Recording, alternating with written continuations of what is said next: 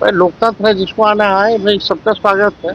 वही लालू जी का आज तक भाजपा के सामने वो झुके नहीं है। तो चप्पल, हवाई चप्पल वाले को भी हवाई सफर कराएंगे क्या है?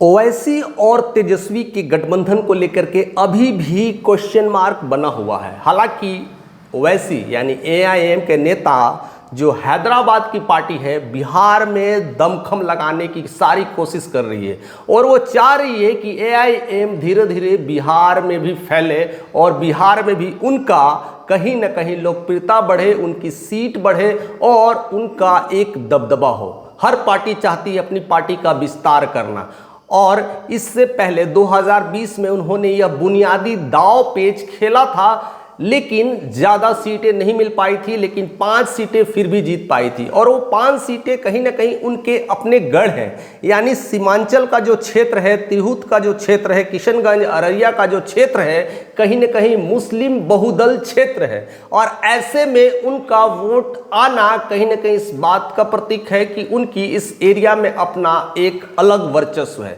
तो ऐसे में तो 5 सीटें ले आए, हालांकि 1 सीटें फिर से आरजेडी में मिल गई थी।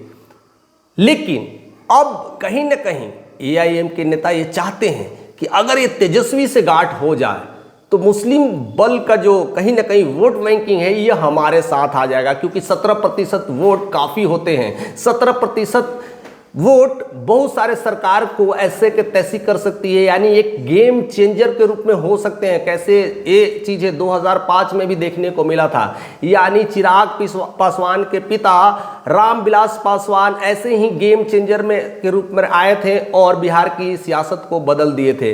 यही 17% वोट कहीं ना कहीं एआईएम के नेता ओवैसी भी बिहार में एक गेम चेंजर की भूमिका में आ सकते हैं। यानी अब उनकी नज़र गठबंधन पर है और उनके लिए उन्होंने एक लेटर जारी कर दिया था। हालांकि कहीं ना कहीं तेजस्वी के तरफ से वो क्लैरिटी नहीं मिल रही है कि मैं गठबंधन में उन्हें लाऊं कि महागठबंधन में लाऊं।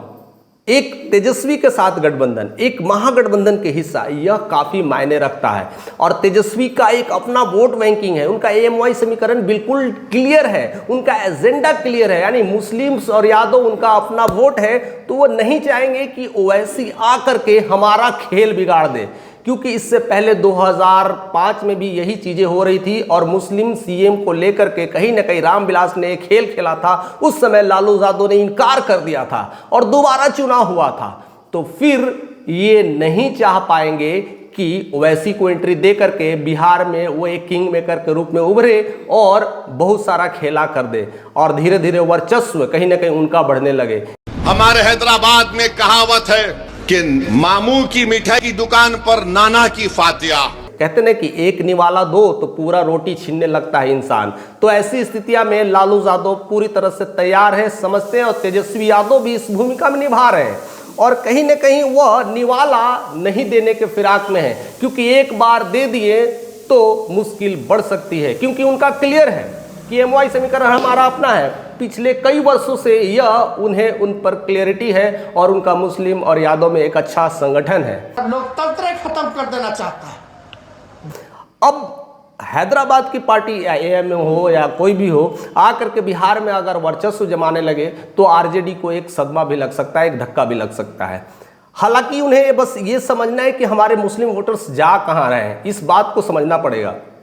दूसरी चीज़ें हैं, यानी जेडीयू और चिराग के जो वोटर्स थे, मुस्लिम जो वोटर्स हैं, अब वह वक्त बिल को लेकर के कहीं ना कहीं हटने वाले हैं और शायद वो जो वोटर्स हैं ओवैसी के पास चले जाए या तो तेजस्वी के पास चले जाए। यही कुछ खेल होने वाला है और ऐसे में ओवैसी एक नई चाल चलने वाले हैं कि ये गठबंधन में किसी तरह से कुछ सीट भी मिल जाए और वैसे सीट मिले। अगर 5 तो इस बार अगर 15 भी सीटें ले आए तो एक बड़ी बुनियादी ढांचा को बिहार में रख सकते हैं और बिहार में अपने कई सारे पार्टी को इस्टेब्लिश कर सकते हैं और ऐसे में उनका मुस्लिम वोटर्स में भी काफ़ी कंट्रीब्यूशंस है और मुस्लिम लोगों का एक संगठन कहीं ना कहीं मुस्लिम वोटर्स के तरफ ही जाता है और शायद मुस्लिम भी इसी फिराक में, उनके कोई नेता नहीं है बिहार में। कब तक लालू यादव संभालेंगे, ये वो भी सोच रहे हैं कि मुस्लिम दल का कोई नेता आ जाए तो हम उन्हें उस तरह से सपोर्ट करेंगे। अगर ओवैसी की एंट्री हो जाती है तो मुस्लिम वोटर शायद एक तरफा कहीं ना कहीं अपने एक नेता को फिराक में कहीं ना कहीं वोट देना शुरू कर देंगे। हालांकि स्वर्णों की राजनीति करने के लिए तो प्रशांत कुमार आ गए हैं। क्यों नहीं देना है कि भाई जब वोट बिहार का है तो फैक्ट्री भी बिहार लगनी चाहिए। वोट बिहार का है तो फैक्ट्री गुजरात में। ओबीसी की राजनीति करने के लिए नीतीश कुमार आ गए, पासवान की राजनीति करने के लिए चिराग पासवान आ गए। हर जाति के नेता तो मार्केट में उभर रहे हैं, कहीं ना कहीं मुस्लिम दल के नेता अभी उतनी वाइब्रेंट नहीं हुए हैं। और ऐसे में ओवैसी को बिहार देना, सौंपना और गठबंधन का हिस्सा बनाना, यह तेजस्वी के लिए खतरा हो सकता है। वो चाहेंगे भाई लोकतंत्र है, जिसको आना है भाई सबका। हम आपके साथ सीट देंगे, आप चुनाव लड़िए, लेकिन गठबंधन का हिस्सा नहीं देंगे।